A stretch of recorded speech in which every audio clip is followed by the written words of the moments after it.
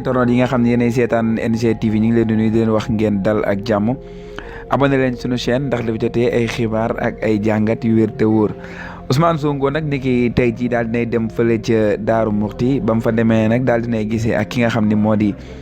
Serigne Bassirou Niang la xalifa de borom daaru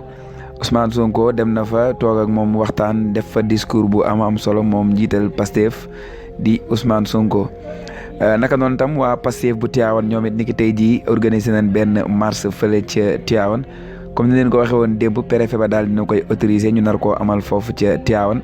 ñoom nag nee na invité nañ te ñëpp ngir naqarlu ni nga xamante ni daal sis mi ngi koy doxale fii ci réew mi. naka noonu tamit ci wàllum sport tey ñi ngi xaar làmb ju rëy diggante Sa Thiès ak Reug Reug nekk ca Pikine arène nationale ba nekk ca Pikine làmb ju rëy dox diggante Sa Thiès ak Reug Reug incha allah lu ca ruuse rek di ngeen ko am fii ci NGTV jaa ngeen jëf.